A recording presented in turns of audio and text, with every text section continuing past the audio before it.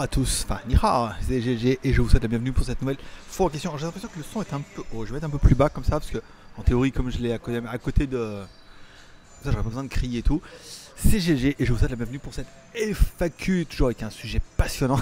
Un FAQ donc en direct de la farm Great Farm à Pattaya.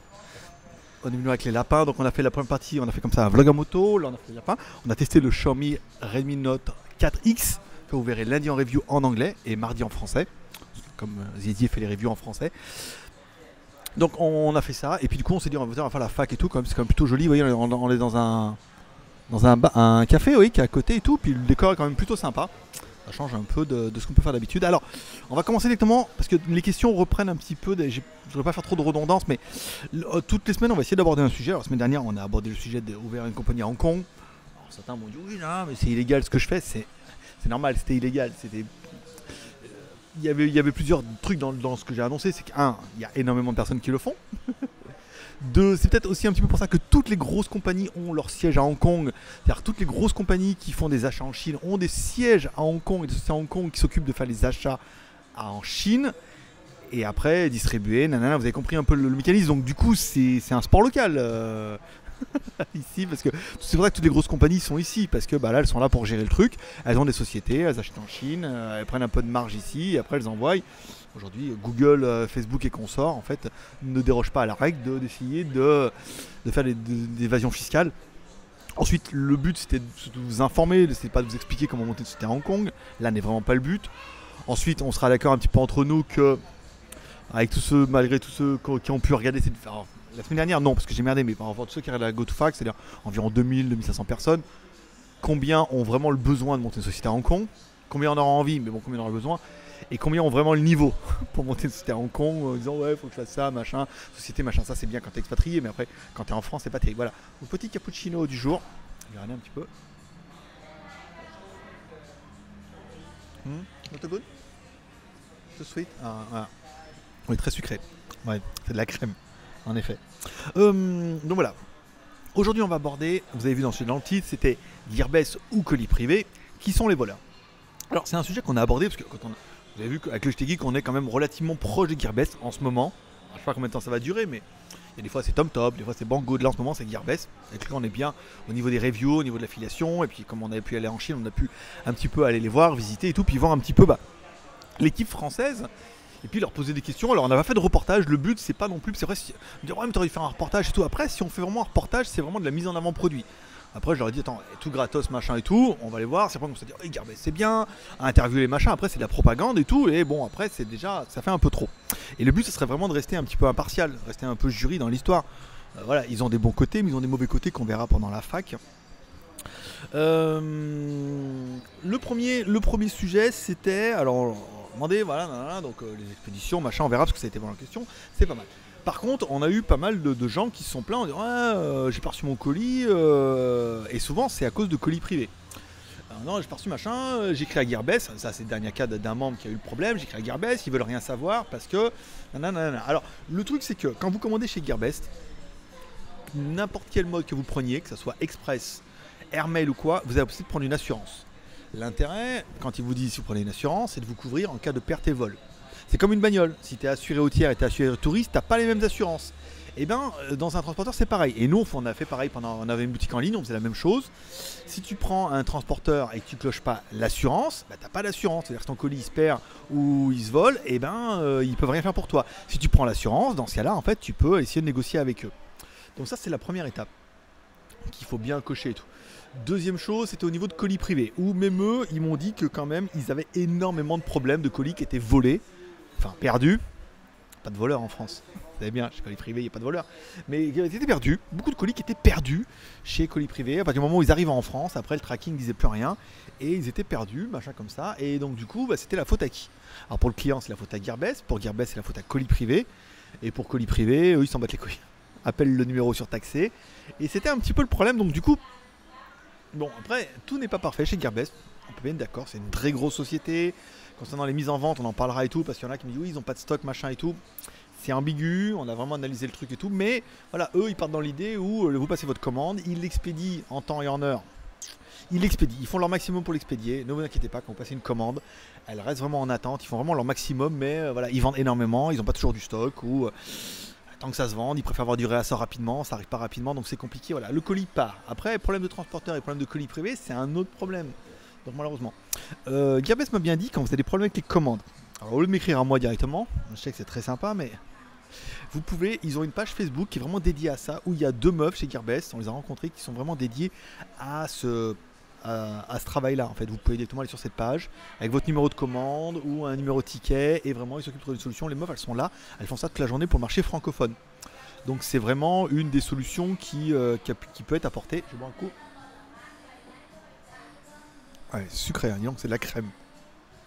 Donc c'est vraiment une des solutions. Après, pour colis privé, eux m'ont dit qu'ils allaient arrêter de travailler avec colis privé. Ils sont en train d'essayer de négocier avec une autre société. Pour l'instant, l'autre société est à l'essai. Et apparemment, ça va changer parce qu'il y a vraiment un taux de perte qui est inadmissible, hein, apparemment. Et vous êtes nombreux à m'avoir remonté des mails en me disant que c'est un peu abusé, quoi. Voilà.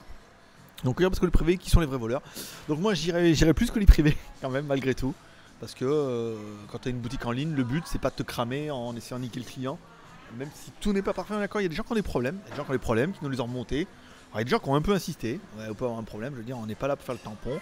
On a des membres qui nous ont écrit en disant ah, je suis client depuis longtemps, on a essayé de faire le tampon entre les deux, donne-moi ton numéro de ticket, on a demandé au mec, ah, tiens, il y a ce client-là qui a eu un problème, et après on essaie d'arranger ça, mais vraiment la page Facebook elle sert aussi un petit peu à ça. Et si vous êtes Geek Plus et que vous avez un problème, dans ce cas, on peut essayer de gérer parce qu'on reçoit pas mal de mails en ce moment. Les disputes, les machins, les trucs, j'ai cassé, je voudrais réparer, donc c'est un peu compliqué pour nous de faire le tampon avec ça, j'ai pas que ça à faire, malheureusement.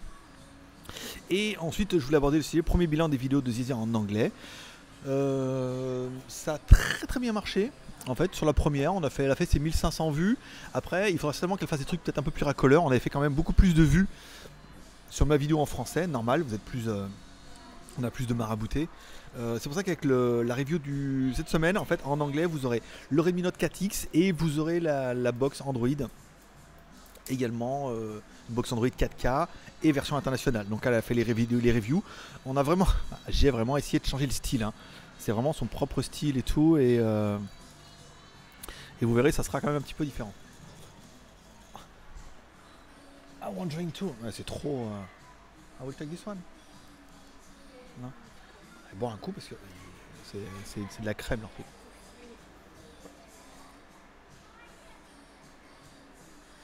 Oh. Voilà, ça va mieux, hein. Ok. Donc voilà, donc ah bah ouais, mais il fait sa petite vie en même temps. Donc premier bilan très positif. Bon là pour l'instant on a fait qu'une vidéo. Donc la deuxième ça sera le 4X. Dans la semaine il y aura certainement la box internationale parce que c'est Gearbest qui nous a envoyé, nous ont demandé de mettre un petit peu la pression dessus, au moins au niveau de ces box. Ces 2 produits, après il y aura pas mal de petits produits, notamment de Xiaomi, il y aura les sacs à dos, il y aura la batterie qui sont déjà prêtes, donc on verra ça. Et ensuite le motovlog, on a eu un bon petit retour sur notre premier motovlog avec le PCX, avec le Tricity, et un autre motovlog qui aura été fait avec la MSX, donc du coup aujourd'hui, à fond les ballons en 4ème, et on a fait une pointe à 97 km/h, quand même, à 2, c'est quand même pas mal. Voilà, donc voilà un petit peu pour ce bilan. Normalement, il y aura des questions, donc ça permettra de répondre un petit peu aux questions qui ont été posées, si c'est par rapport au sujet. Et on parlera du sujet la semaine prochaine. 11 commentaires.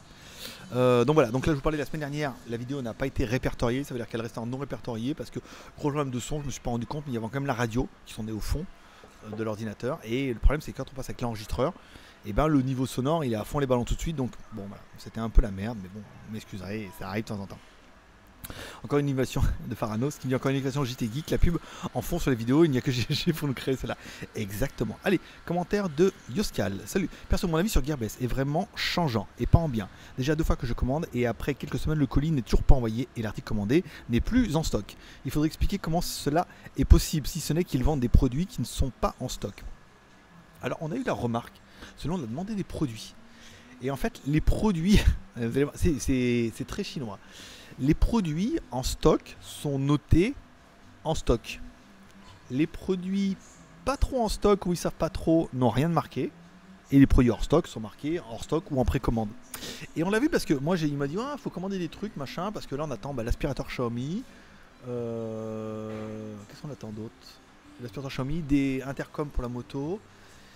Et je sais plus ce qu'il devait m'envoyer d'autres. Et il me dit choisissez machin. Et j'avais choisi un smartphone qui n'était pas marqué hors stock, qui était marqué normal, que je pouvais commander. Il m'a dit non, il n'est pas en stock. Parce que quand c'est en stock, c'est marqué en stock. Tu vois ce que je veux dire?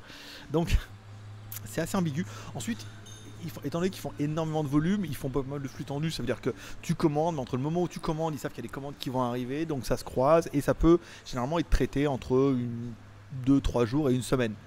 Mais des fois, ça se passe pas très bien parce que y a les fabricants derrière, il y a les usines et tout. Et des fois, ils ne reçoivent pas les produits en temps et en heure. Et voilà.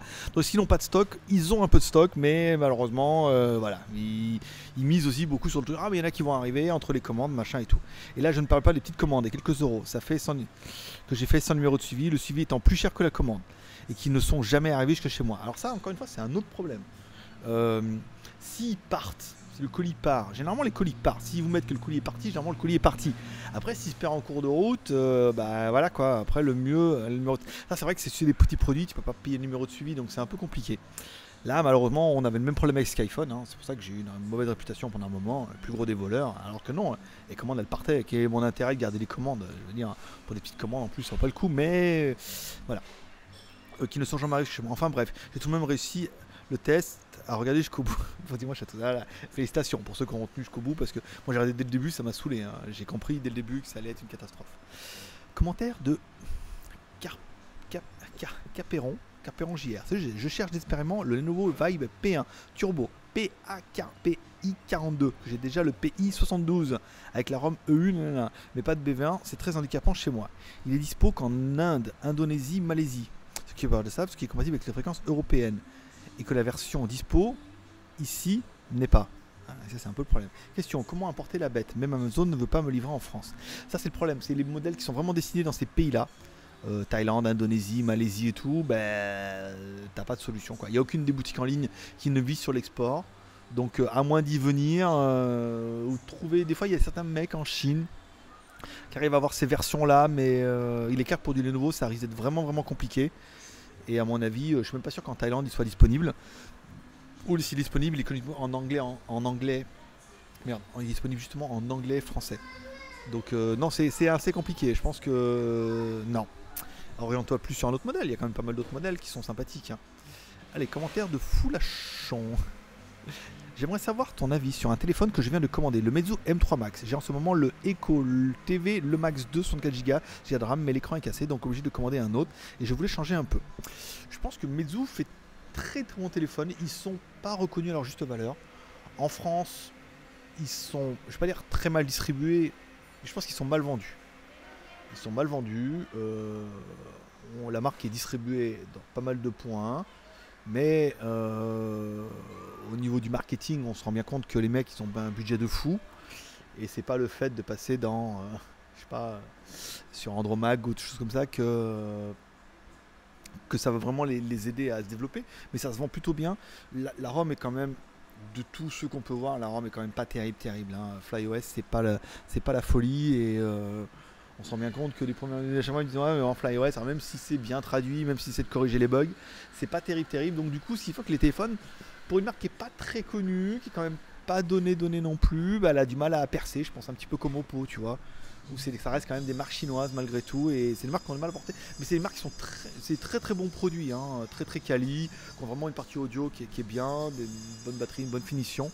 Mais je pense qu'ils sont pas assez reconnus à leur juste valeur parce qu'il y aurait vraiment il faudrait, comme tout, c'est du marketing, il faudrait vraiment mettre les moyens pour faire décoller la marque et tout, mais ça reste vraiment une marque d'import quoi. Pour les plus reconnus, je connais très peu qui achètent du Meizu en France en plus. Ça se vend, hein, mais pas tant que ça, tu vois. Donc c'est un bon choix. Je pense que tu seras content, même si tu dis ouais la ROM c'est quand même pas terrible, machin et tout. FlyOS c'est peut-être un peu trop bricolé le dossier. Adlord, en voulant regarder la vidéo, j'ai le message suivant. C'est évident, inclut des 1 lorsque j'ai bloqué. Alors, concernant la vidéo, comme il y avait de la radio la dernière fois et il y avait énormément de droits d'auteur, donc du coup, chaque fois que vous voulez regarder la vidéo, il est marqué attention, nanana. Ça c'était typique. J'ai vu parce qu'en fait, moi quand j'ai uploadé ma vidéo, il y a marqué droit d'auteur. J'ai dit ah bon, comment ça se fait? Mais il n'y a pas de musique. Et c'est là que j'ai lancé la vidéo et j'ai vu que j'avais merdé. Allez, commentaire de Giant92. Alors, carrément son adresse email. Comme je te l'ai dit, change rien, le côté décalé des vidéos font ce qu'elles sont. À part, on aime ou on n'aime pas. Pour ma part, j'adore. Exactement. J'ai acheté une Shui H12 qui, jusqu'à ce que je renverse de l'eau dessus, marchait très bien. J'ai agi très vite et a enlevé l'eau et séché le tout, mais l'eau a réussi quand même à rentrer dedans, heureusement, sans toucher la carte mère, mais le LCD à y réfléchir, c'est pas si on peut dire heureusement. Bref, démontage de la bête, séchage, sauf que dans la dalle LCD, de l'eau écarlate, c'est infiltré, bref, grosse tâche, impossible à enlever. De plus, la dalle est super fixée sur la vitre et sans compter aussi la batterie super collée sur la dalle LCD, dalle qui est super méga fragile, qui a pour structure un atome en métal. Et en gros, tu l'as bien niqué, ça c'est ça. Donc question, où est-il que je peux trouver une dalle LCD interne donc pour HI12, ref.